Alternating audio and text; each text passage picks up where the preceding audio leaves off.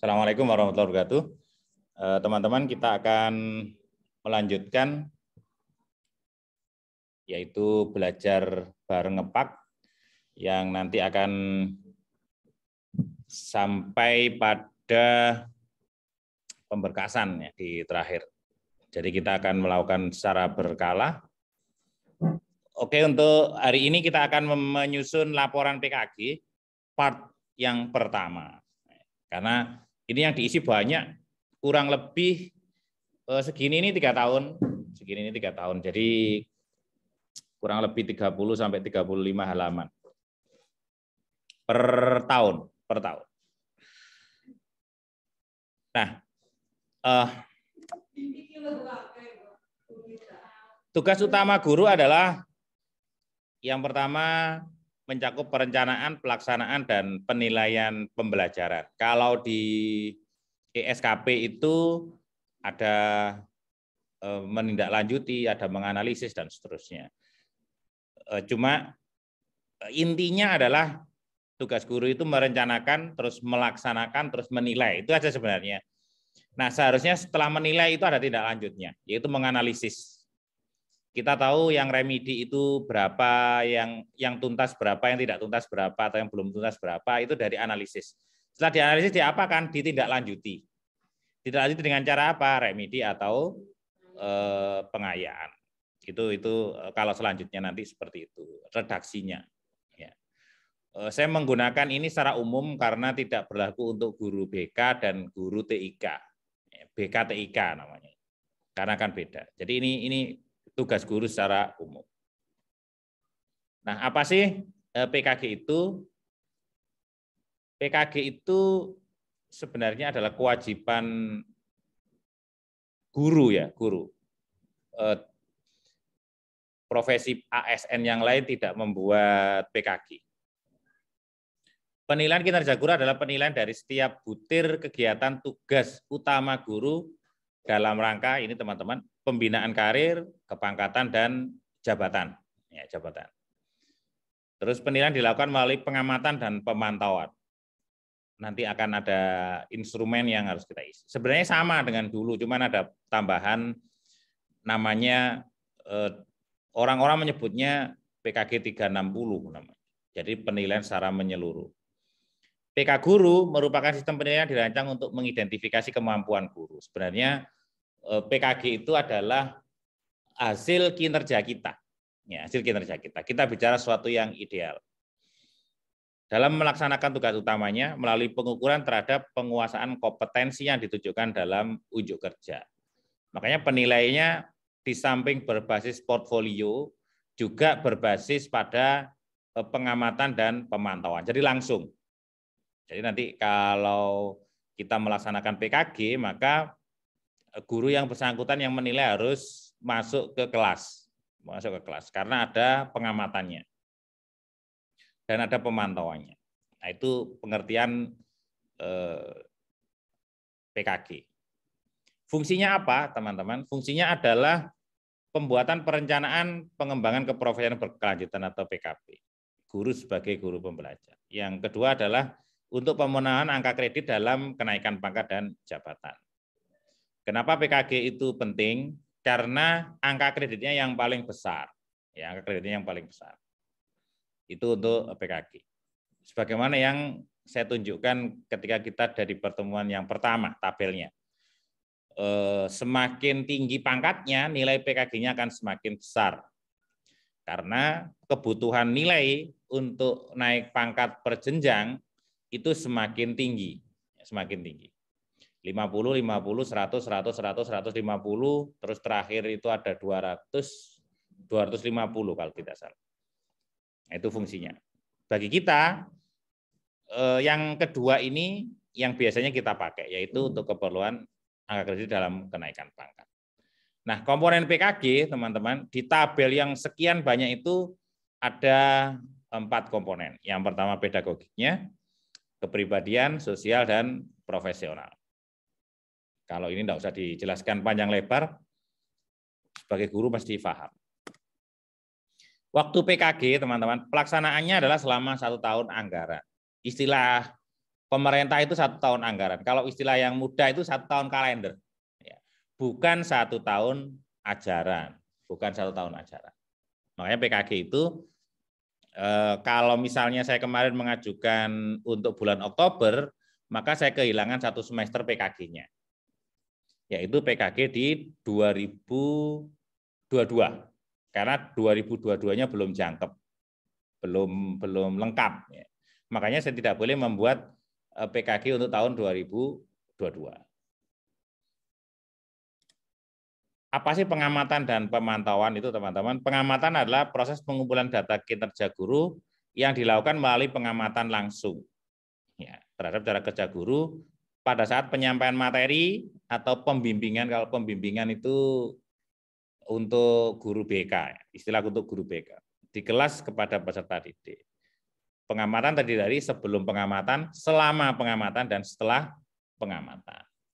Nanti kita lihat sebelum pengamatan itu harus apa saja kegiatannya, selama pengamatan apa saja, dan setelah pengamatan apa saja. Mudahnya itu begini. Kalau misalnya saya masuk ke kelasnya Bu Fahzun misalnya, maka sebelum saya masuk, saya minta misalnya perangkatnya, atau penilaiannya, atau catatan perkembangan siswa misalnya, itu namanya sebelum pengamatan. Terus saya masuk, nah itu melakukan pengamatan. Setelah itu, setelah selesai pengamatan, terus saya diskusi lagi, namanya setelah pengamatan atau pasca pengamatan.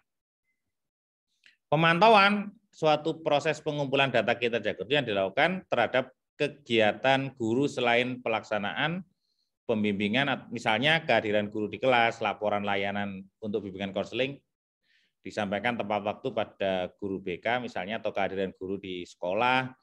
Jadi seumpama gitu, saya jadi CCTV-nya Bu Fahzun.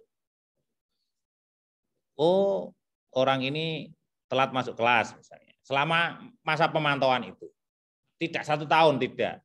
Masa saya ngalang-ngalai kepala sekolah untuk ngeceki guru satu-satu, kan tidak. Jadi contoh misalnya saya kesepakatan dengan Bu Fahzun, saya akan menilai PKG-nya tanggal sekian sampai sekian. Nah, maka pemantauan saya laksanakan dari tanggal sekian sampai sekian itu. Bebas. Kita tentukan, kita sepakati. Misalnya tanggal 19 misalnya tidak libur gitu ya. Tanggal 19 sampai 20 misalnya. Nah, saya mengamati tanggal sampai tanggal itu. Nah, ini edaran Pak Jawa Timur yang kemarin. Ya, untuk pengajuan bulan Oktober 2022. Ya. Penyebutannya Oktober 2022 adalah penyebutan untuk tanggal TMT SK kenaikan pangkat, bukan tanggal pengajuannya, ya, bukan tanggal pengajuannya. Saya mengajukan April, berarti sebutannya adalah untuk pengajuan angka kredit Oktober 2022. Teman-teman nanti berarti untuk April 2023. Ya, nanti di keterangannya kan begitu. Apa bukti fisiknya? Kegiatan pembelajaran atau pembimbingan untuk guru BK pembimbingan itu yang dilaksanakan sesuai dengan masa penilaian yang diajukan. Ya. Nah, ini sebenarnya multitafsir. Contoh Budit itu kan 8 tahun, ya 8, buat 8. Ya tidak masalah, tidak masalah. Entah nanti yang dinilai cuma 5 atau cuma 4 atau dinilai semua, kita tidak tahu. Itu tergantung persepsi masing-masing tim penilai. Apa saja yang dilampirkan, teman-teman? Catatannya di sini, fotokopi hasil penilaian kinerja guru. Kenapa kok fotokopi? Karena pada hakikatnya adalah setiap tahun kita punya PAK. Karena setiap tahun kita membuat SKP.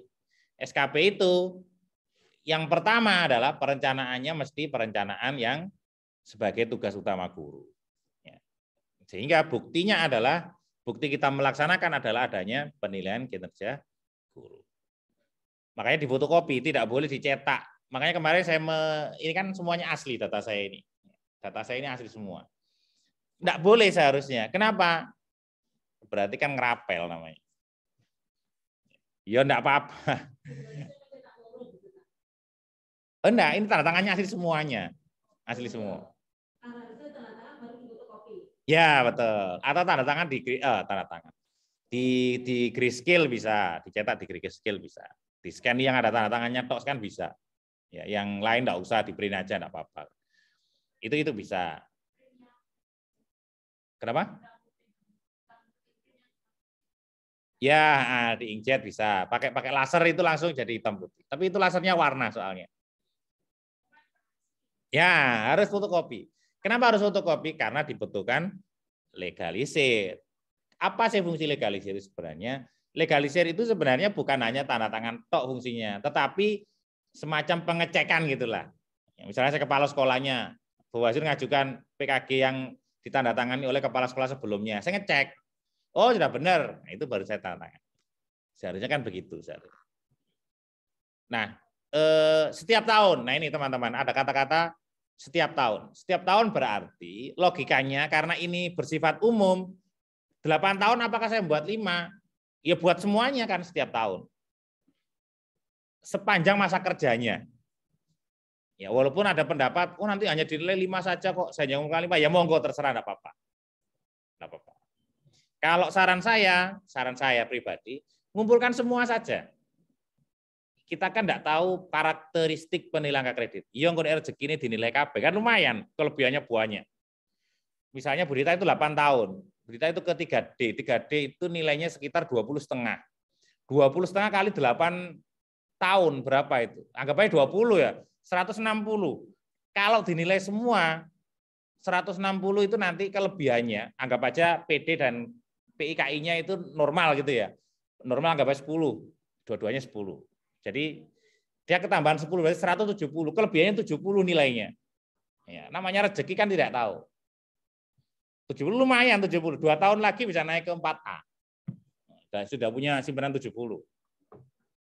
Tabungannya 70.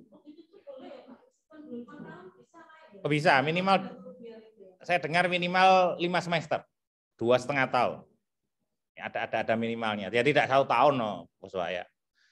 Jadi itu nah ada pelengkap lagi di situ, mulai dari lembar pengamatan, penilaian, rekap nilai dan lampiran 1B, 1A, 1B, 1C, 1D. Kalau untuk guru itu guru biasa ya, bukan guru produktif, Saya termasuk bukan guru produktif. Guru produktif itu guru C3. Itu menggunakan ada 1 lembar lagi untuk angketnya itu, angket untuk guru produktif ada. Cuma saya belum baca kemarin, saya tidak terlalu membaca itu. Siapa yang ngisi itu yang saya belum tahu. Apakah Dudinya atau kepala sekolah, saya belum tahu. Mestinya itu dari Dudi mestinya. Ya itu. Atau dari Kakomlinya yang menilai, yang mengisi angketnya maksud saya.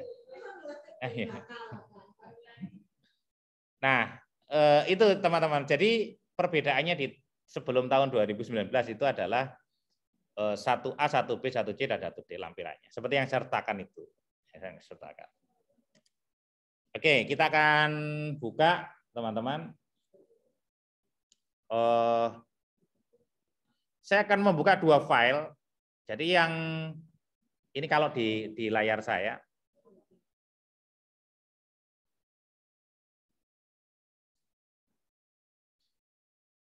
Kalau di layar saya ini saya bagi 2.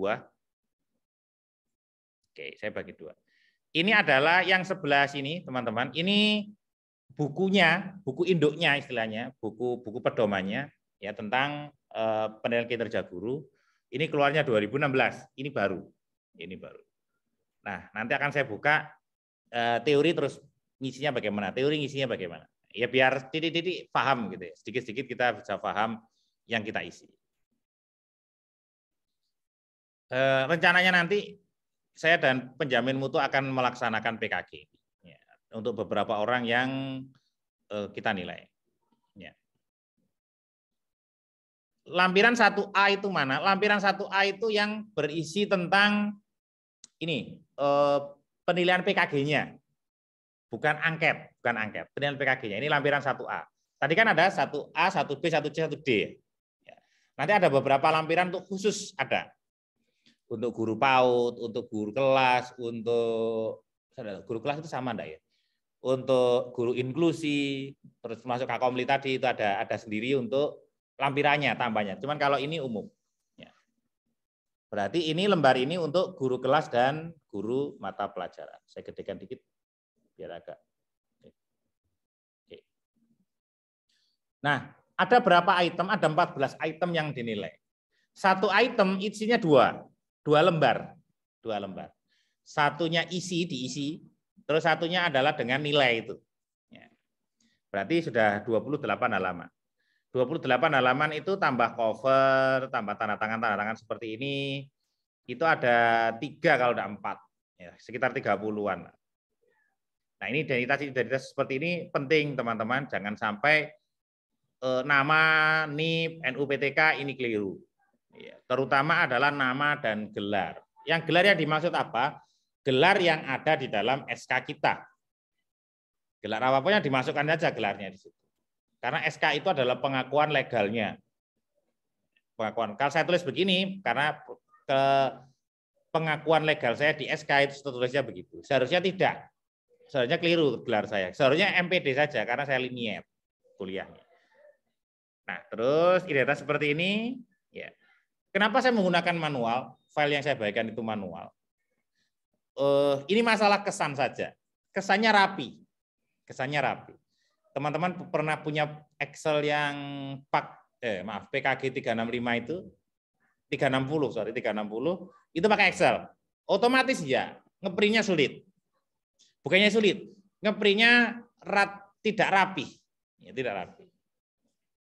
Jadi seperti ini nih rapi, teman-teman. A4, seluruh data saya pakai A4 kecuali bundle 1 dan bundle 2. Jadi sebenarnya ini masuk bundle 2. Cuman kalau saya jepit sendiri begini, saya jilid seperti ini, saya semua menggunakan A4. Karena saya suka menggunakan A4. Kalau F4 itu jelek menurut saya itu jelek. Nah, yang pertama adalah kompetensi pedagogik, ada 7 yang dinilai, mengenal karakteristik, teori belajar, pengembangan kurikulum dan seterusnya. Ini teori-teori saja. Ini cara menilainya, pemantauan dan pengamatan. Jadi tidak semua pemantauan itu ada, ya tidak semua pemantauan itu ada. Ini ada pengamatan saja. Nah, kita buka yang pertama, teman-teman. Saya buka yang pertama. Kompetensi mengenal karakteristik, jenis dan cara menilainya pedagogik. Caranya adalah mengamati dan memantau. Pernyataannya, guru mencatat dan menggunakan informasi tentang karakteristik peserta didik untuk membantu proses pembelajaran. Indikatornya ini tidak usah saya baca, langsung ke proses penilaian. Teman-teman bisa buka 2 seperti saya begini, kalau punya filenya. Nah, identitas seperti ini harus benar, teman-teman ya. Karena punya saya tidak otomatis, ngeceknya nanti satu-satu.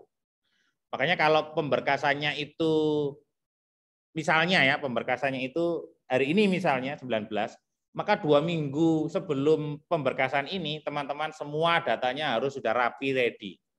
Ya, sudah rapi, ready. Kenapa? Harus cek ulang. Kalau bisa, kalau mau dijilid seperti saya, jangan dijilid dulu sebelum isinya fix.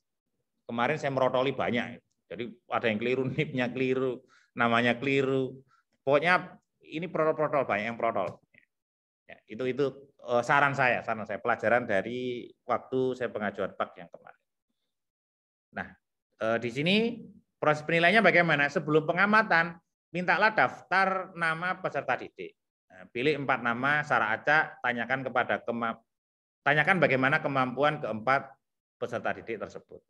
Ini kita bicara ideal, teman-teman. Walaupun nanti di lapangan itu bisa apa ya? Fleksibel ya, sangat fleksibel. Nah, dokumen yang diperlukan adalah daftar hadir. Jadi melihat siswanya kan si pemantau atau si penilai, si supervisornya tadi itu memiliki daftar hadir. Mintanya dari siapa? Dari guru. Saya mengamati Bu Fazun, saya minta dulu. Bayan saya minta datanya, daftar hadir atau presensi siswa, daftar nilai dan catatan perkembangan siswa. Minta. Terus baru tanggapan terhadap dokumen atau keterangan guru. Jadi misalnya saya ada perlu data yang perlu tanyakan, saya tanyakan. Ya.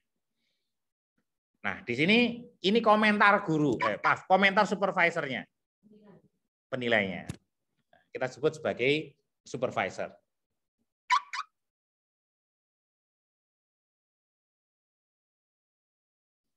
Saya sebut sebagai supervisor, orang yang menilai. Nah, Di sini tanggapannya, oh ya, ada catatan teman-teman. Apakah boleh ditulis tangan? Boleh, boleh. Sebenarnya data ini lebih otentik kalau ditulis tangan. Ada teman kemarin mengajukan 4C, 4C itu wajib tulis tangan. Iya kalau setahun enggak apa-apa lah, 5 tahun atau 6 tahun, 7 tahun. Pak, ini kan untuk tahun 2019 kan belum ada ini ya Pak, pandemi. Ya, nanti dirubah, nanti dirubah. Saya punya yang 2019 nanti tak kirim. Ya, ini kan 2021 ini. Ya, kan belum pandemi, jadi jangan ditulis pembelajaran. Iya, enggak tulis di daring luring kok, enggak ada. Nanti coba dicek lagi. Ya. Nah, oh ya, kita sudah melampaui pembelajaran daring dan luring. Jangan lupa itu dicantumkan, teman-teman, biar lebih otentik gitulah ya. Ya, tahun mulai penilaian 2020, 2021, 2022. Ya. Jadi ada saya nggak baca kombinasi semua gitu aja lah. Ada daring, ada luring gitu aja. Walaupun 2019 itu keliru. 2020 itu kan kebanyakan daring ya, kebanyakan daring. Tapi kan tetap ada luringnya waktu itu. Anggap aja kombinasi, ya kombinasi. Sehingga di sini saya menambahkan teman-teman. Jadi guru memiliki catatan kejadian pembelajaran daring dan luring. Biar lebih otentik. Oh iya, pada saat itu memang ada pandemi sehingga guru melaksanakan pembelajaran secara daring, ya, secara daring. Terus ini teks ini kalau nanti misalnya mau dibedakan ya silahkan. Misalnya oh siswanya tak ganti peserta didik lah. Terus nanti di sini apa namanya catatannya nanti silakan diganti langsung enggak apa-apa. Ya. Karena nanti target kita itu begini teman-teman. Misalnya Bu Dita kan butuh 8 PKG. Ya, nanti bisa tahun 2000 berapa terakhir paknya? 14. 14 mulai apa 2015 mulainya?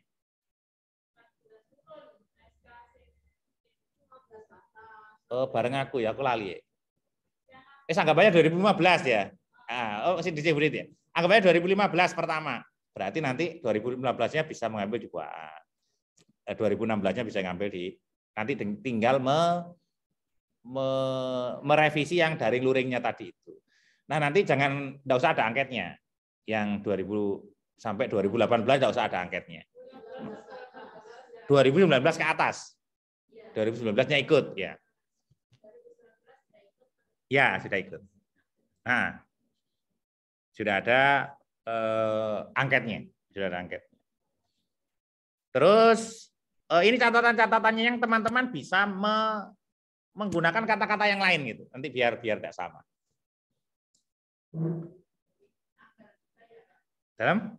Tanggal juga betul. Kapan menilainya? Sebenarnya tidak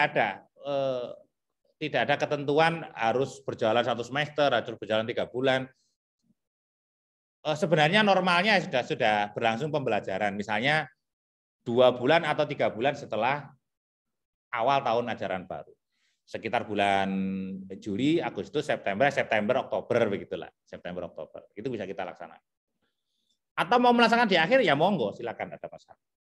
Misalnya dilaksanakan di bulan Oktober, di Oktober, Juni, Juli, Mei misalnya, atau April, asal jangan mendekati keliru saya.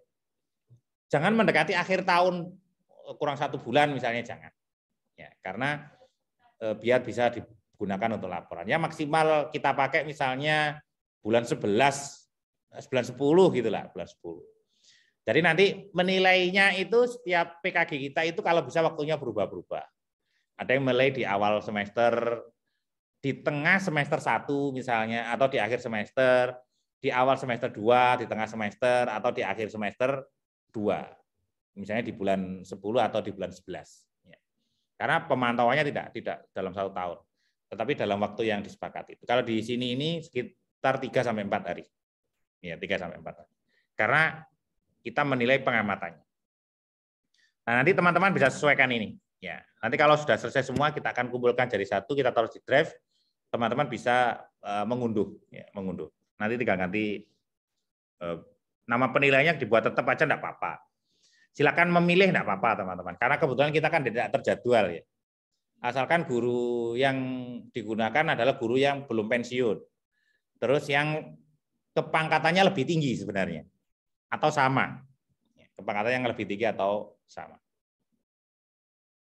Selama pengamatan, teman-teman, ini pada sebelum pengamatan, jadi tanggal 8 saya minta datanya Bu Fasun, saya cek, ya, tanggal 8.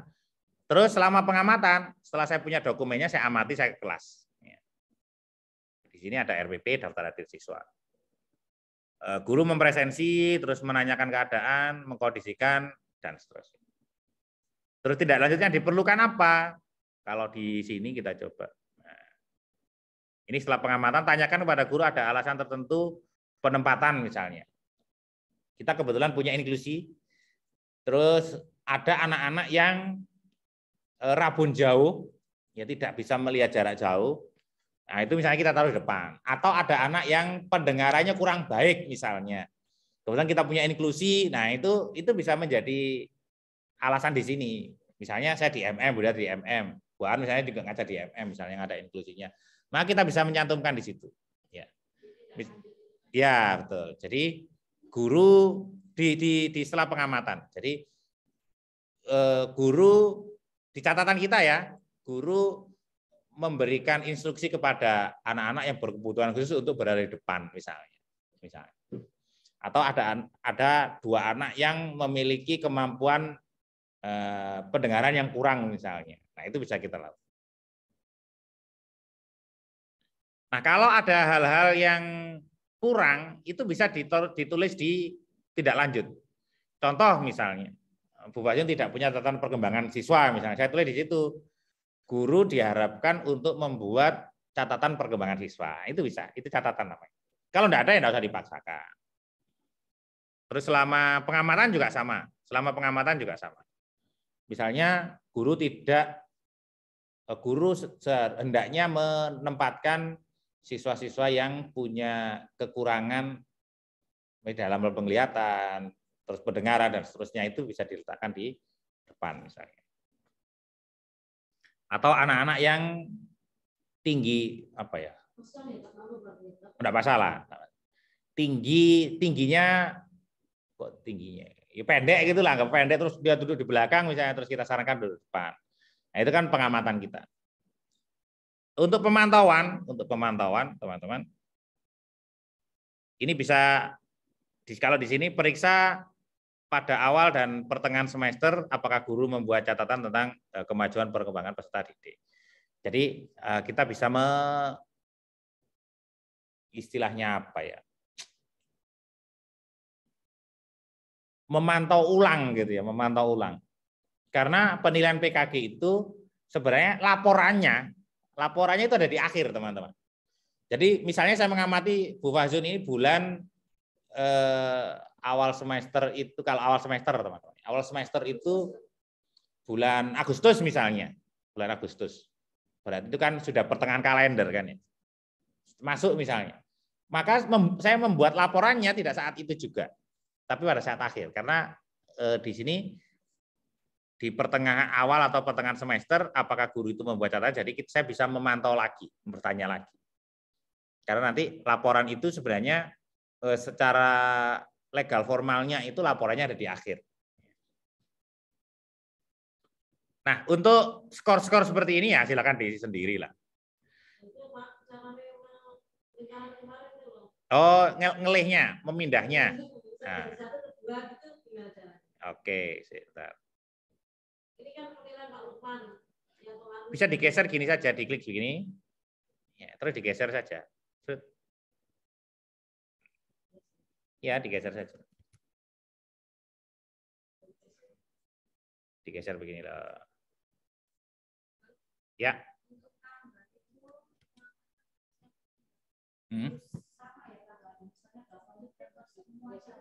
Biasanya begitu, dia dalam satu rangkaian biasanya.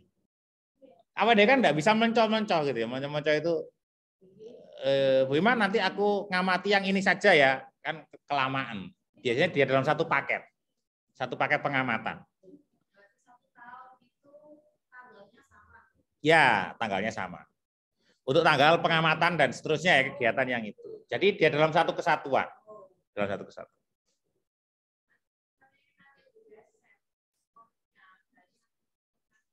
Oh ya, gampang kok ngitungnya, ini enggak banyak. Angkanya hanya 012 saja. Kalau kemarin saya menggunakan trik begini, saya pakai 365, saya masukkan angka-angkanya terus saya tiru di sini. Saya rekam. Jadi saya pakai 2 layar begini. Sini yang pakai Excel itu kan otomatis Excel itu ya. Kayak saya nilai 1 2 1 2 di bawahnya keluar. Kemarin saya akali begini. PKG itu yang penting nilai kumulatif terakhir nanti di akhir-akhir itu meningkat. Mbuh 0, mbuh 1, mbuh 2 gitu. Ya, dari tahun ke tahun. Ayo minimal sama lah. Kalau bisa di akhir nanti kasih amat baik. Ya, kalau bisa di akhir nanti jadi amat baik. Di bagian yang terakhir, maksudnya teman-teman kan berarti tahun 2022. Nah, yang tahun 2022 buat amat baik. Ya, nilainya itu 24 berapa gitu, saya kembali ke 4A itu. Terus yang kedua, teman-teman, kalau masalah ini kan bisa kita otak-atik ya. Oh ya, untuk ini hati-hati dengan skor yang paling bawah. Total skor itu ya semuanya ini ya, yang dilingkari. Berarti ini 2, 2, 2, 2, 8, tambah 2, 10. 10 di sini. Skor maksimalnya 2 kali banyaknya indikator. Ya, 2 kali 6, 12. Terus persentase, teman-teman ada rumusnya di sini. Total skor dibagi skor maksimum. Ini sudah mafhum lah ya, kalkulator kita cepat. Walaupun manual. Terus nilai kompetensinya, persentase ini ada di mana? Nah, 83,3% ada di nilai 4. Ini ada di nilai 4. Berarti tulis 4 di sini. Yang kedua adalah indikatornya menguasai teori pembelajaran dan prinsip-prinsip pembelajaran yang mendidik. Ya. Kompetensi pedagogi pengamatan. Oke, kita lihat apa saja yang diamati. Sebelum pengamatan, mintalah RPP dan periksa RPP. Nah, ini petunjuk bagi yang melakukan supervisi. Wajan saya pinjam RPP-nya. RPP itu begini, teman-teman. Jangan mengartikan RPP itu hanya yang 1 lembar itu. Tetapi banyak keterkaitannya. RPP itu kelengkapannya adalah materi, soal, rubrik, dan seterusnya itu sebenarnya termasuk buku teks itu adalah kelengkapan dari RPP sebenarnya. Karena materinya ada di buku teks. Handout bisa, modul bisa, apapun lah itu yang bisa mewakili itu. Kalau misalnya nanti teman-teman jadi supervisor internal maksudnya, kalau supervisor eksternal itu pengawas. Ya. Nah, terus di sini tanya, Bu Hasun ini kok menggunakan sintak ini kenapa? Oh ya, karena karakteristik siswanya begini mata pelajaran. Karena kan saya tidak tahu, gitu ya. Supervisor itu tidak harus semapel, tidak harus. Kalau semapel misalnya saya tidak punya senior di IPA, wong saya yang senior dengan Bu Aan kan senior saya itu misalnya. Terus saya nilai siapa? Kan tidak ada. Nah, makanya lintas itu enggak bisa, enggak apa-apa. Jadi saya bisa tanya, oh karena ini praktek Pak Leman, jadi saya harus menggunakan PBL, saya harus menggunakan project misalnya, berbagai project. Ya enggak apa-apa, kita kan minta keterangan saja. Yang penting dia. Sehingga di situ guru dapat menjelaskan alasan penyusunan langkah-langkah kegiatan daring dan luring. Ya, itu bisa kita lakukan seperti itu. Terus guru mengetahui tujuan pembelajaran dan metode yang digunakan, yang tadi itu ya, yang tadi itu. Ya memang kata-katanya sangat formal, sangat formal sekali. Ya tidak apa-apa, yang penting kita tidak jauh dari teorinya, tidak jauh dari teori. Tanyakan seberapa jauh kegiatan aktivitas pembelajaran dilaksanakan sesuai. Terus selama pengamatan apakah guru melakukan aktivitas pembelajaran secara bervariasi, memberi kesempatan kepada ini kan semua hal yang biasa gitu lah, hal yang biasa. Awal dia ngajar itu kan salam, presensi, tujuan pembelajaran anak. Tentu kita tidak ngomongnya itu tujuan pembelajaran hari ini adalah, kan enggak. Hari ini anak-anak kita akan belajar tentang sholat jenazah misalnya. Itu kan sebenarnya sudah menyantumkan tujuan pembelajarannya. Kalian harus bisa melakukan sholat jenazah. Itu kan sebenarnya tujuan pembelajaran pada saat itu. Enggak harus kayak kita simulasi gitu. Tujuan pembelajaran Ya enggak harus begitu. Karena di kelas itu kita jauh lebih fleksibel. Terus guru memanfaatkan berbagai teknik untuk memberi motivasi, misalnya banyak cara. Menghubungkan hal yang baru, pengetahuan awal yang dimiliki siswa. Anak-anak, tahukah kamu kalau tetanggamu meninggal, kamu ikut sholat jenazah enggak? Oh ikut. Sudah tahu cara sholat jenazah? Belum. Jadi saya ikut saja takbirnya, terus bacaannya kalau saya tahu saya baca, kalau tidak. Nah itu kan pengetahuan awal siswa. Persepsinya. Bagaimana kegiatan dilaksanakan untuk membantu peserta didik mencapai tujuan dan seterusnya. Ini perihal menguasai teori pembelajaran dan prinsip-prinsip pembelajaran.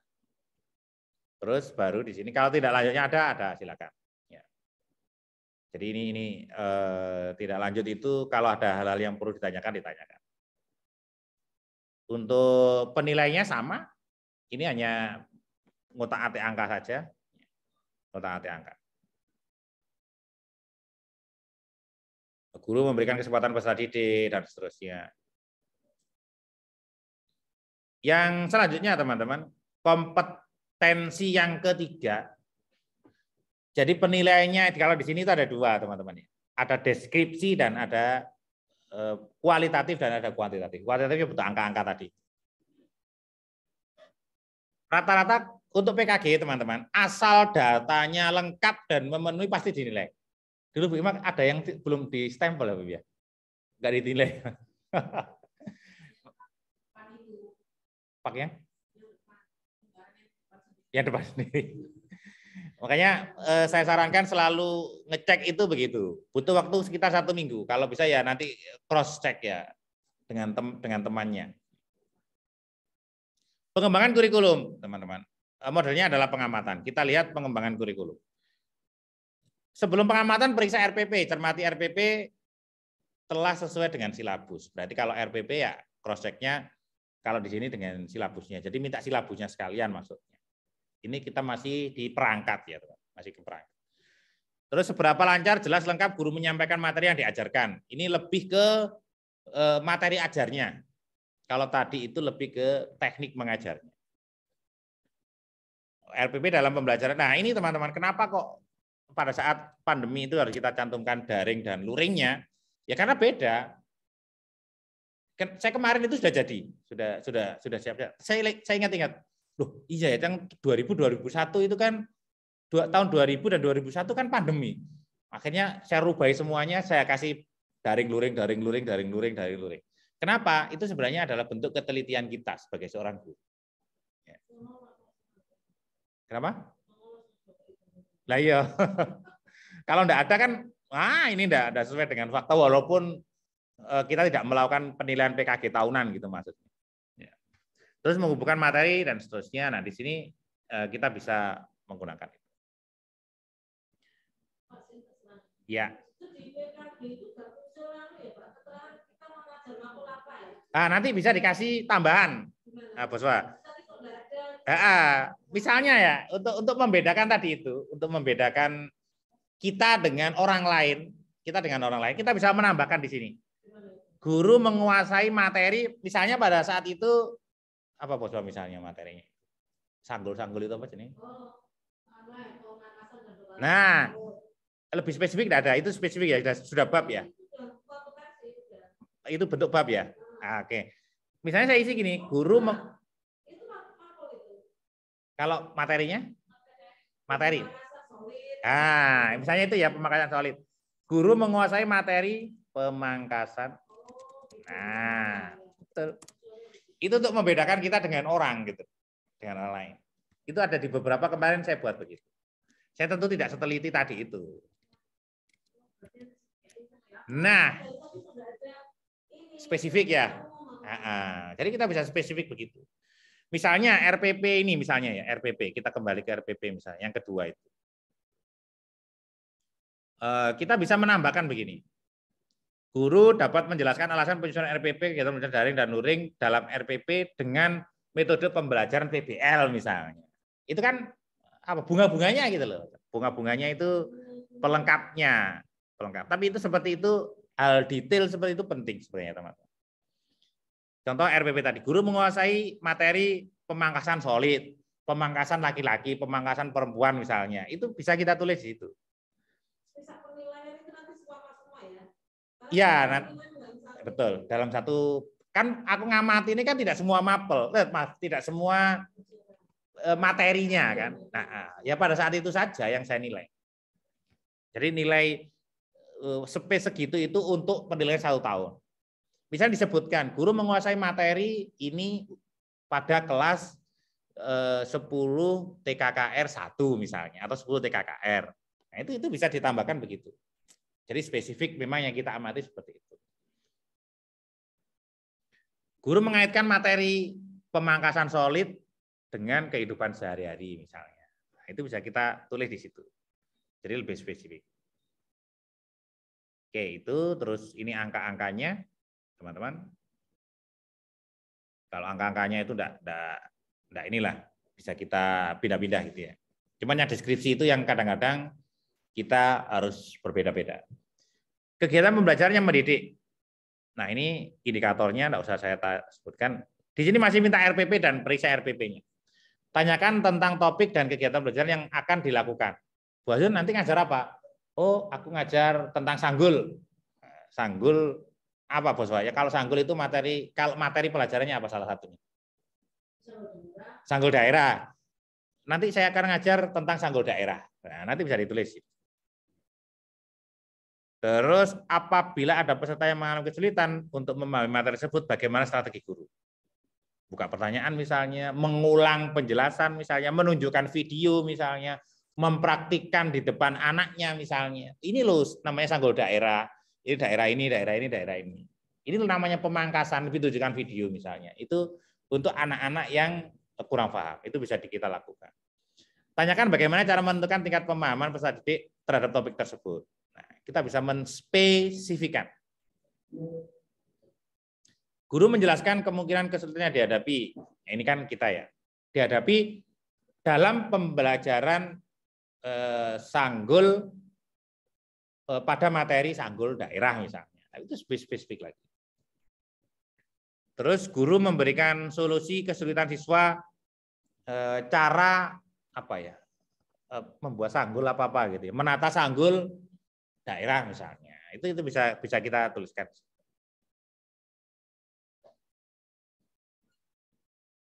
Oke. Guru mengajak siswa berdoa bersama. Sebentar, ini bagaimana membantu untuk melakukan kegiatan masing-masing. Bagaimana guru menggunakan media dan seterusnya. Papan, gambar, alat bantu video dan seterusnya. Ini isian dalam angka. Oke. Terus teman-teman kita ke kompetensi 5. Kompetensi 5. Memahami dan mengembangkan potensi. Kita lihat di sini. Periksa daftar hadir, pilih 4 secara acak, mintalah guru untuk menerangkan hal berikut. Bagaimana guru dalam menunjukkan kekuatan dan kelemahan. Ya. Misalnya guru hanya bisa menyebutkan 3 dari 4 siswa misalnya. Ya. Itu bisa kita lakukan. Apakah kita bisa menyebut nama? Lebih baik jangan. Kita bisa pakai inisial boleh. Ya. Karena ada beberapa hal yang memang nama itu bersifat private gitu ya, private. Dalam penelitian pun sama. Kita bisa menggunakan siswa A, siswa B, siswa C dan seterusnya. Guru mempunyai nama siswa yang perlu perhatian khusus, terutama kita karena sekolah kita adalah sekolah inklusi, teman-teman, maka kita bisa memasukkan itu. Ya, kita bisa memasukkan itu.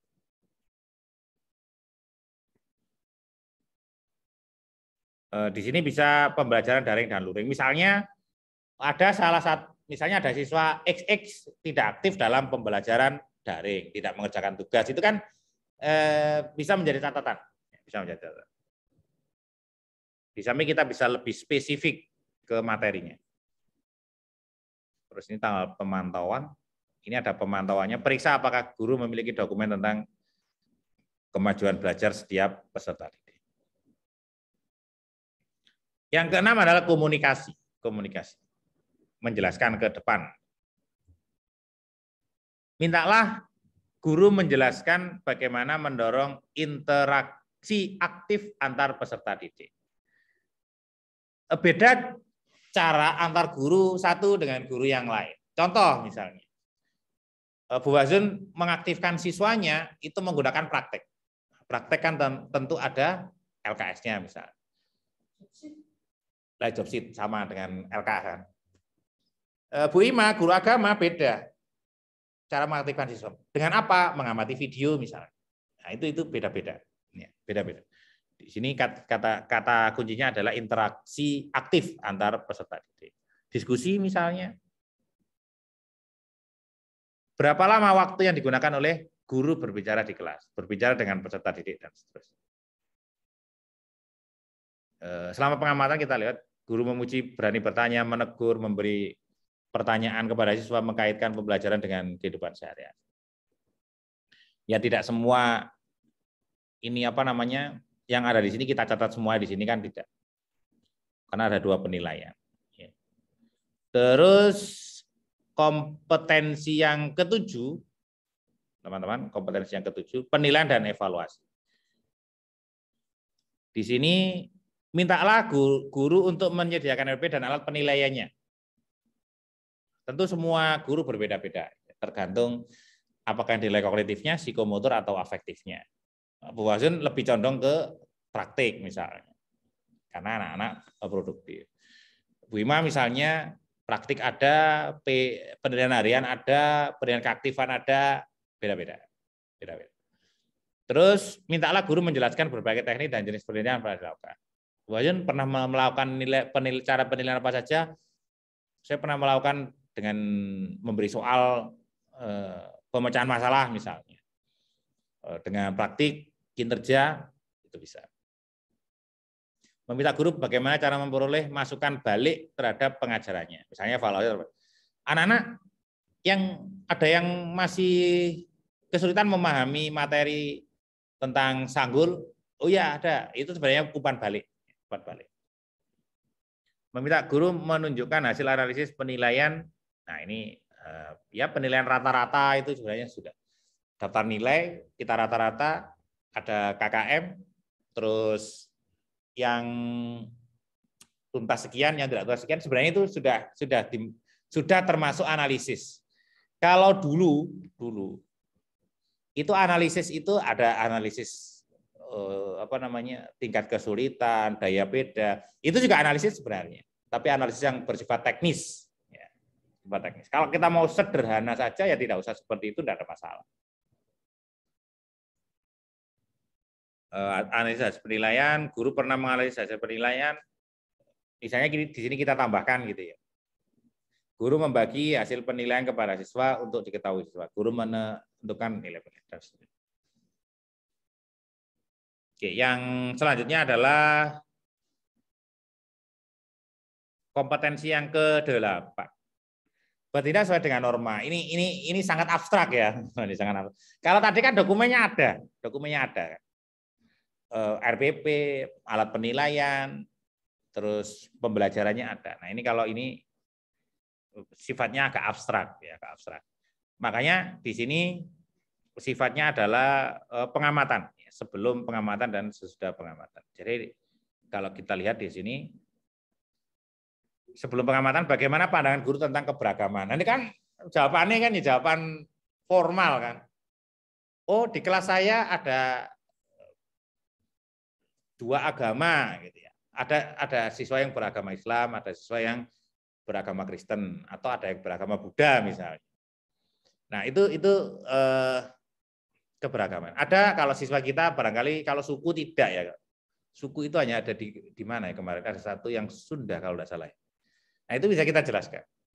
Karena dalam satu kelas ya kebanyakan ya anak Jawa kan, Jawa rata-rata sukunya Jawa. Jadi kita tidak mengalami masalah. Kenapa? Karena kalau kita begini misalnya. Kebetulan di situ itu ada anak anggap aja luar Jawa gitu ya. Yang tidak bisa bahasa Jawa anggap aja.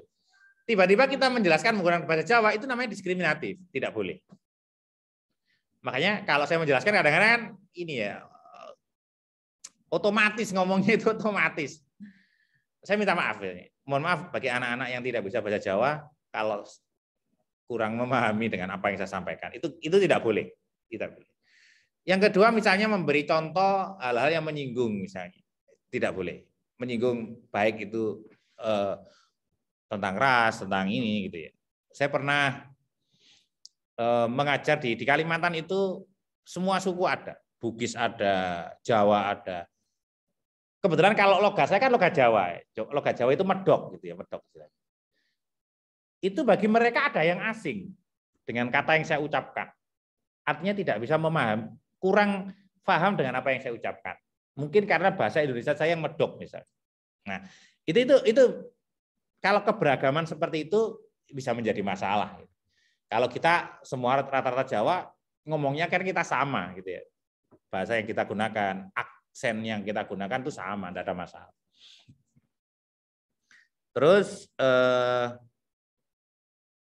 pada saat setelah pengamatan tidak ada pemantauan penilai mewawancara warga sekolah, teman Jawa dan seterusnya untuk meminta penjelasan tentang contoh tentang perilaku reputasi guru yang dinilai.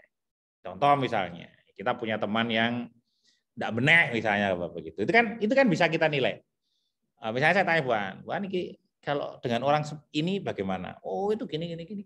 Nah itu bisa kita jadikan rujukan untuk menilai kompetensi kepribadian. Bagaimana sikap guru terhadap pergaulan sehari-hari, terus bagaimana pandangan guru tentang keberagaman dan sebagainya. Ini lebih ke sesuatu yang abstrak gitu maksud saya. Yang ke-9 teman-teman, bertindak sesuai dengan agama hukum lah ini juga. Kita lihat bagaimana guru berbicara bersikap. Nah itu tadi. Oh dengan suku Jawa itu ngomongnya kok halus misalnya. Kalau dengan yang lain kok begini, sentimen agama misalnya. Kalau dengan yang non Muslim kok begini, nah, misalnya begitu. Itu tidak boleh. Itu bisa kita lakukan dengan pengamatan.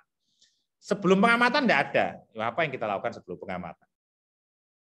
Karena yang kita lihat adalah aksi ketika berada di kelas. Kebetulan kalau kita di kelas itu kalau kita agama ya, sara itu tidak banyak bervariasi, tidak bervariasi. Karena rata-rata memang sekolah kita ya sekolahnya mayoritas ya orang Jawa, mayoritas juga Islam gitu misalnya. Jadi pembeda atau perbedaan yang kita lakukan itu hampir tidak ada. Kalau kita lihat statistiknya kan ya seperti itu. Terus tentang apa kehadiran guru di sekolah atau di kelas? Itu kan namanya kesan ya, kesan. Wah, kalau saya dengan Bu Fazun itu begini kesannya. Tokoh sekolah masuknya jam 8 ke sekolah, datang ke sekolah jam 8, masuknya jam 8, ternyata datangnya jam 8:10 misalnya. Itu kan berdasarkan pengamatan saya. Karena si supervisor tadi tanya ke saya misalnya. Guru bekerja sebagai anggota kelompok dalam komunitas sekolah termasuk KKG dan Oke. Itu yang ke-9 teman-teman. Nah, kita bisa guru tepat waktu dalam mengajar dalam pembelajaran daring dan luring. Guru berpenampilan sopan misalnya. Ya tentu dengan penilaian subjektif kita gitu ya. Ada yang misalnya saya masukkan gitu baju saya. Menurut Bu Lia, saya tidak rapi karena tidak dimasukkan bajunya, gitu misalnya. Bu Rita beda lagi, ya kalau tidak dimasukkan ya tidak apa-apa. Yang penting bajunya tidak terlalu panjang misalnya. Itu subjektivitas orang ketika melihat orang atau ketika menilai seseorang.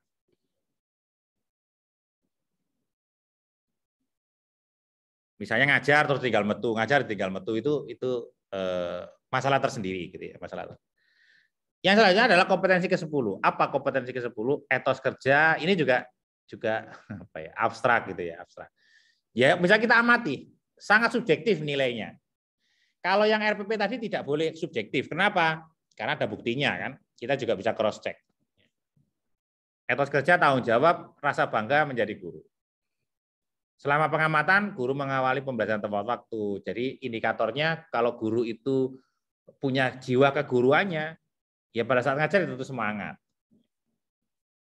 Terus guru mengawali pembelajaran tepat waktu, ya tepat waktu. Itu bukti ya, bukti. Ini seharusnya mengawali dan mengakhiri ini seharusnya. Guru tepat waktu jadi guru hadir tepat waktu pada saat mengajar. Nah, seperti yang disarankan oleh Bu Fasun tadi, spesifik ke materi pada saat itu. Melakukan tugas-tugas sesuai dengan jadwal. Tanyakan apakah guru, misalnya kita kasih catatan, guru sering dinas luar misalnya, itu juga bisa menjadi catatan kita. Walaupun resmi, kan tetap meninggalkan kelas. Misalnya ketika guru mendapatkan tugas dari sekolah, guru tetap memberikan tugas misalnya. Itu termasuk indikator etos kerja tanggung jawab. Kompetensi yang ke-10, teman-teman. Yang ke-10 yang ke-11, bersikap inklusif, bertindak objektif dan tidak diskriminatif. Indikatornya kita lihat proses penilaiannya. Bagaimana guru membagi waktunya dalam berdiskusi dengan siswa, baik individu maupun kelompok. Misalnya mengelompokkan siswa misalnya. Itu siswa ini sukanya kumpul dengan ini. Siswa ini sukanya kumpul dengan ini. Akhirnya sing pinter kumpul pinter, yang enggak pinter kumpul enggak pinter. Itu sebenarnya diskriminatif. Tidak bersifat objektif. Kenapa kok kalau kita membentuk kelompok itu kok dengan mempertimbangkan misalnya seperti pengetahuan awal, gender itu juga penting kalau bagi orang luar negeri itu bermasalah juga. Misalnya kita punya siswa putra dan putri misalnya di sini, di MM misalnya. Ya, oke, yang putra kumpul putra semua, putri kumpul putri semua, itu tidak kelompok tidak bias gender namanya. Bagi orang luar negeri yang menjunjung tinggi hal seperti itu bermasalah. Waktu saya mengikuti pelatihan dulu, waktu saya ngajar di SMP tahun 2006 itu kebetulan foundingnya itu pendanaannya itu dari Australia. Ya seperti itu di ini ada pembelajaran berbasis gender. Gurunya laki-laki suka mendekati perempuan itu tidak boleh. Itu namanya bias gender. Ya semua diperlakukan sama. Terutama misalnya MM misalnya. Ya tugasnya untuk ngambil gambar, ya semua harus ngambil gambar. Megangi mic yang pakai pakai kayu itu, cewek juga harus bisa. Gitu. Tidak usah, ini pekerjaannya cowok, ini bukan cewek, itu namanya diskriminatif. Nah seperti ini. Oke. Untuk pengisian aktivitasnya. Yang ke-12 tinggal 3 lagi. 12, 13, 14. Oke. Yang ke-12 adalah komunikasi sama guru. Nah, ini ke teman sejawatnya. Ke sesama guru, tenaga pendidik, orang tua dan peserta didik. Ada guru-guru yang eksklusif misalnya. Kalau bukan gengku jangan minta bantuan saya gitu. Misalnya begitu. Kan ada yang seperti itu. Penilaiannya adalah meminta guru menyediakan dokumen catatan tentang pertemuan guru dengan orang tua. Misalnya kita home visit misalnya, anak-anak yang belum bayar SPP misalnya, itu kan termasuk komunikasi kita dengan orang tua. Atau masalah-masalah pembelajaran, termasuk teman-teman yang menangani inklusif, anak-anak ABK misalnya, nah itu kan butuh dengan orang tua, butuh dengan konselor, butuh dengan penilai ahli itu ya, penilai ahli. Yang berkaitan dengan kemajuan, kesulitan, potensi peserta. Cermati dan catat aspek spesifik yang dilakukan guru terkait hal-hal tersebut. Penilai meminta guru menyediakan dokumen membuktikan kerjasama dengan teman sejawat, misalnya. MGMP sekolah, misalnya. Nyusun soal, misalnya kami di MM misalnya, saya di MM misalnya, ada mapel yang soalnya harus gabung jadi satu. Nah itu sebenarnya bisa kita nilai. Tanyakan kepada teman sejawat atau orang tua peserta didik tentang perilaku, sikap. Nah ini, ya tentu subjektif ya, subjektif. Kompetensi yang ke-12 ini sedikit ini penilaiannya hanya 3 untuk penilaian kuantitatifnya.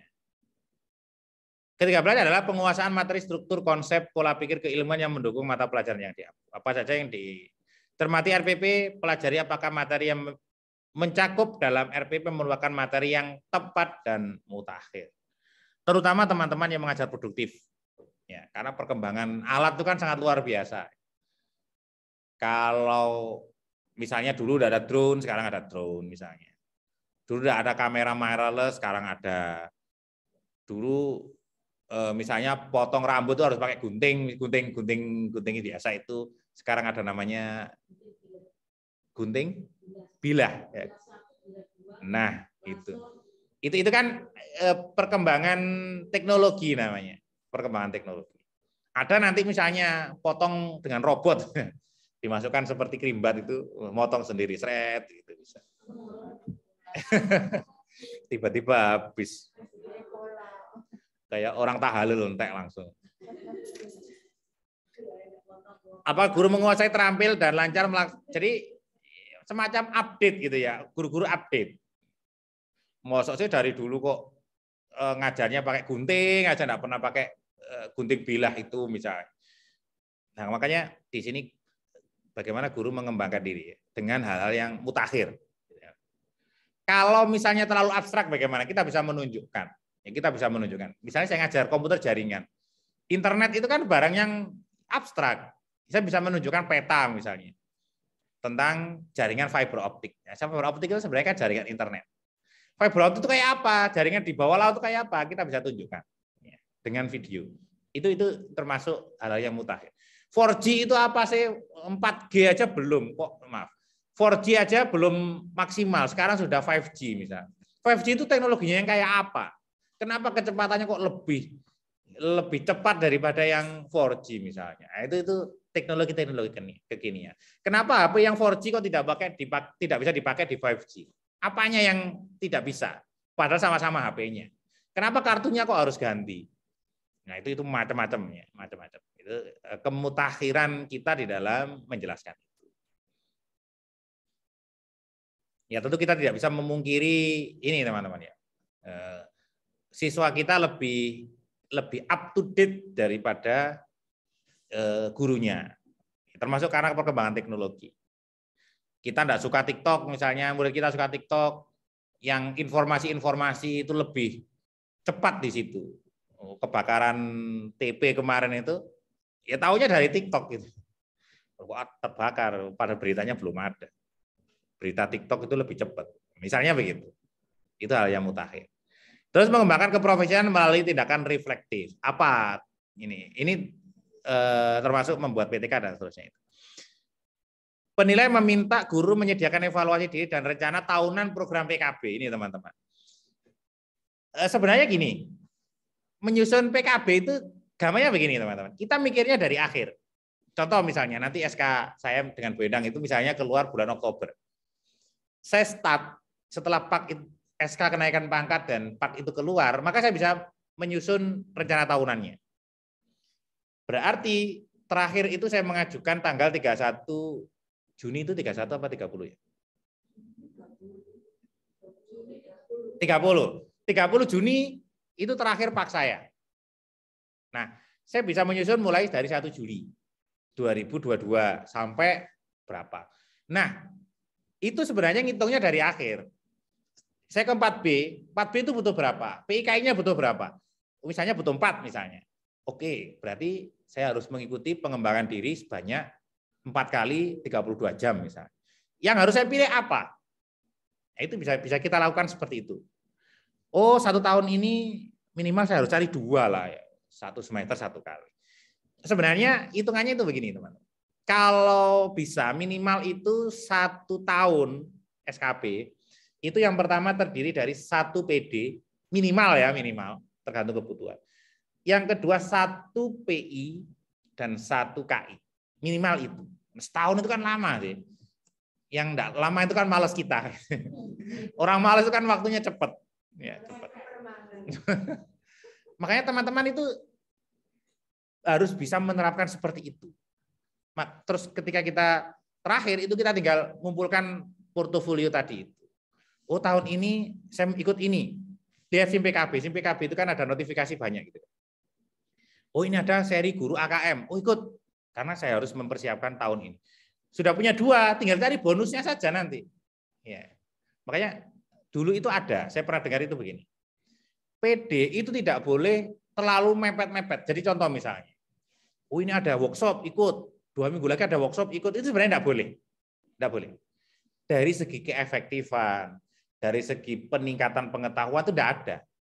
Itu tandanya dia hanya mencari sertifikat saja. Sebenarnya kalau mau ideal itu ya 3 bulan sekali, 2 bulan sekali, itu sangat ideal.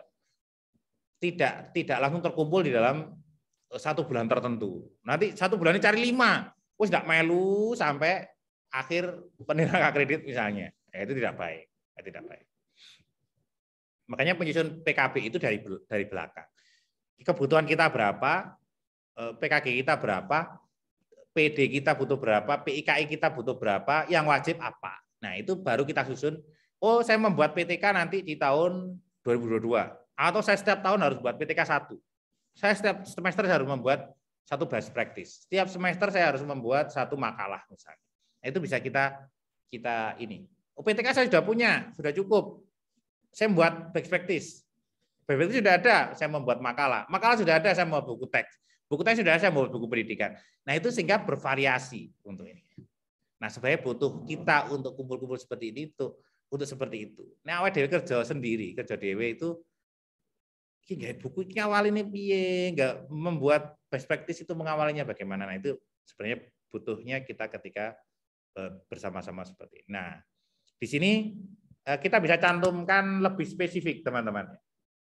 Di tahun 2021 guru misalnya perlu kita ini spesifik misalnya.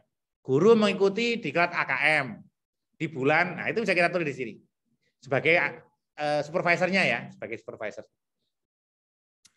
Atau nanti misalnya kita ngedit dari teman, kita bisa ganti itu. Oh, di tahun 2021 saya punya 3 sertifikat kegiatan. Saya masukkan sini. Di tahun 2001 guru mengikuti kegiatan sebagai berikut. 1, 2, 3. Itu bisa kita lihat begitu. Nah, kalau misalnya lebih ke pengamatan, pemantauan, maka di situ kita tulis begini. Di tahun 2021 guru merencanakan mengikuti pengembangan diri 1 workshop misalnya. 1 workshop sebanyak 32 jam. 32 jam. Itu bisa kita tulis di sini. Oke. Nah, ini identitas tadi teman-teman, identitas yang kita buat tadi. Nah, di sini baru kita rekap nilai tadi itu. Nah, jangan pernah menyepelekan identitas seperti ini, teman-teman. Identitas seperti ini penting, penting. Nama, NIP, terus mana tadi? Oke. Oh, nama, NIP, tempat, golongan, dan seterusnya. Teman-teman harus tahu istilah-istilah perantara tingkat 1, guru ahli muda, ahli madya, dan seterusnya. Itu teman-teman harus tahu istilah-istilah. Termasuk penulisan-penulisan pangkat dan golongan seperti ini. Ya. TMT. Ya. Ini sebenarnya ada yang keliru, teman-teman. Jadi begini. Data saya kemarin ada yang keliru, tapi tidak saya rubah. Jadi TMT sebagai guru yang dimaksud di sini adalah, untuk masa kerja, kalau TMT semua sama. Masa kerja maksud saya. Masa kerja itu, kebetulan ini kan kemarin saya buat 3-3-nya dalam 1 waktu. Makanya masa kerjanya saya buat sama semua. Itu keliru sebenarnya. Yang benar adalah ketika nanti yang teman-teman yang lama penilaiannya, berita misalnya hati-hati membuat masa kerja. Nanti yang 2015, hati-hati jangan masa kerjanya seperti saya 13 tahun. Ini masih 2015 sudah 13 tahun gitu ya. Tidak boleh. Jadi hati-hati data di sini. Berenjang, betul. Naiknya 1 tahun 1 tahun. Keliru saya. Kalau misalnya kita hitung 1 tahun, anggap aja 1 tahun gitu ya. Jadi naiknya kita 1 tahun 1 tahun. Anggap penilaian ini kita anggap laporannya. Laporan pasti ada di akhir. Nanti kita lihat tanda tangannya. Ya, berdasarkan tanda tangannya. Makanya sebenarnya penilaian ini dalam 1 tahun itu supervisor itu melaporkan di akhir tahun sebenarnya. Ya. Karena tanda tangan kepala sekolahnya itu di akhir. Nah, ini hati-hati mengisinya. Punya saya kemarin keliru semuanya. Ya di masa kerja, Ini hal yang remeh tapi penting gitu. Walaupun dipandang juga tidak penting-penting banget gitu ya. Karena data-data begini jarang dilihat. Makanya nanti 2015 berarti Bu Dita itu 2009 di sini, 2015 itu berarti 5 tahun. Betul, jadi 6 tahun. Anggap aja 6 tahun. Nah, TMT itu ya TMT CPNS itu. Ya, kita pakai data.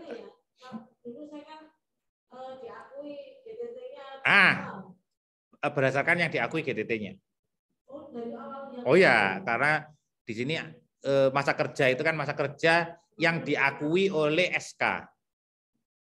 Yang diakui oleh SK. Jadi teman-teman, misalnya Bu An itu kan diakui masa kerjanya pada saat apa Pak itu Pak? Yang CPNS itu sudah diakui besar. Makanya ngitung honornya sudah diakui. Iya, betul, di masa kerja. Ya. Nah, itu bisa dilakukan. Cuma nek sulit-sulit misalnya, soalnya ini berikan SK sih soalnya itu ya. Nggak bisa dikarang gitu, nggak bisa dikarang. Terus pendidikan terakhir dan spesialisasinya jangan lupa teman-teman ya. Nah, mata pelajaran yang diampu itu bagaimana? Bagi teman-teman yang banyak ngajarnya, maksudnya banyak mapel, jenis mapelnya, tulis semuanya. Di SK itu nanti ada mapel ditulis semuanya. Di SK Pak maksud saya. Saya kemarin dimasukkan semuanya. Simulasi digital, sistem komputer, IPA, fisika itu masuk semuanya. Ditulis semuanya. Kenapa teman-teman? Karena yang pertama adalah pengakuan jam mengajar. Contoh misalnya saya mengajar 4 mapel, di sini saya tulis semuanya.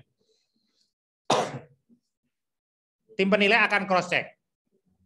Karena kita dilampiri oleh surat pembagian jam dan tugas tambahan, ya, tugas tambahan. Maka seluruh mapelnya harus kita cantumkan. Nama instansi dan seterusnya. Nah, periode penilaian ini lupa saya, formatif itu tahun berjalan, sumatif itu semester kalau tidak salah, sumatif itu. Terus kemajuan ini saya tidak tahu. Saya pernah tanya, ini saya aura aja ini ngisinya ini. Di download. Nah, masa penilaiannya tetap kita masa penilaian yang bukan masa penilaian pada saat itu, tetapi pada 1 tahun, berjalannya 1 tahun. Kita mulai 1 Januari sampai 31 Desember.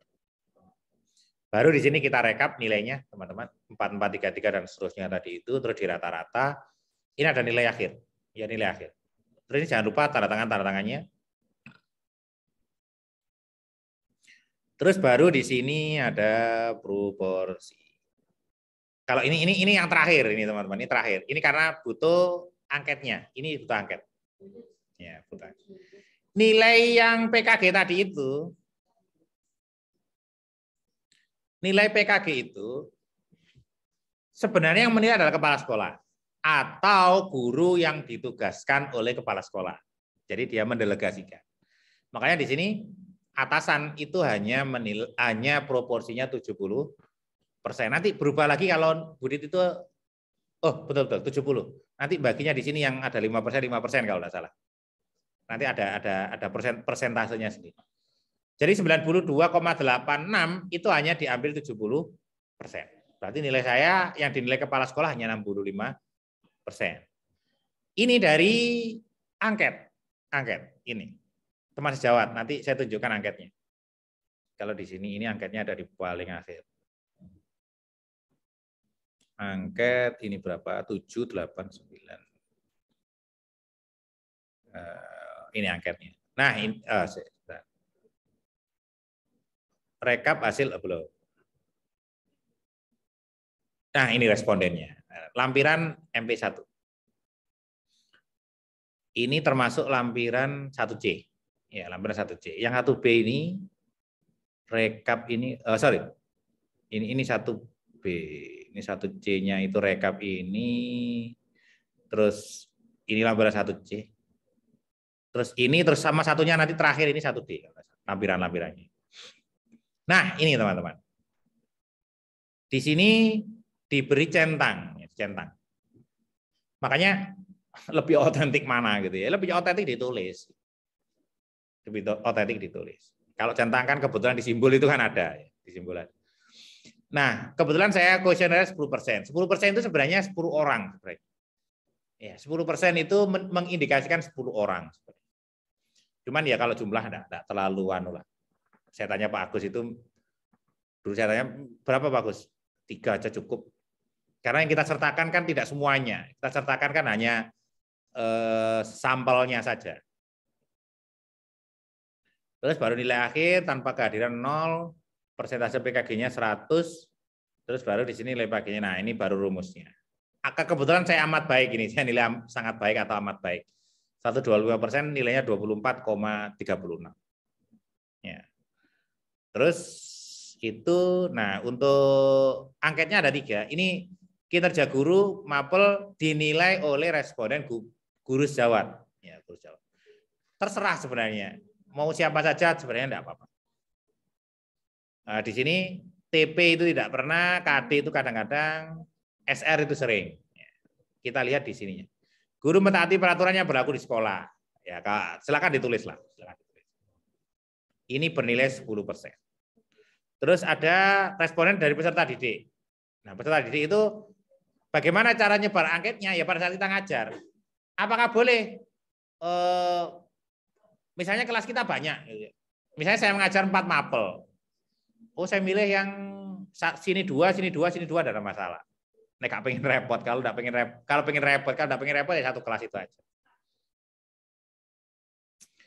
Terus ada orang tua. Ada responden dari orang tua peserta didik. Bagaimana ini? Kalau ngakalinya itu siswa disuruh ngisi.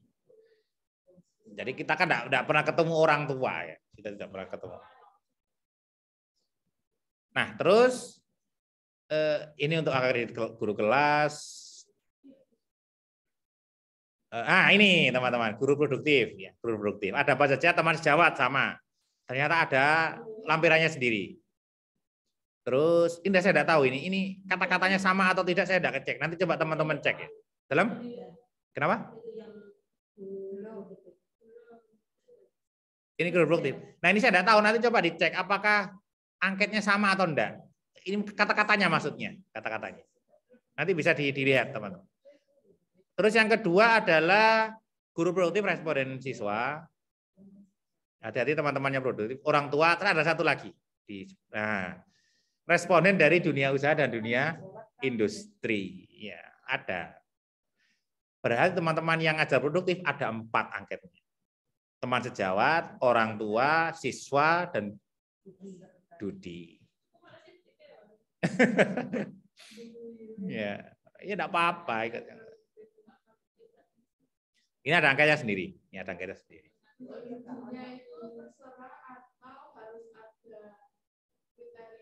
Enggak ada. Oh, di sini hanya Dudi gitu aja. Toh di sini juga tidak ada tanda tangan stempel identitas kan enggak ada di sini. Yang ada hanya identitas kita,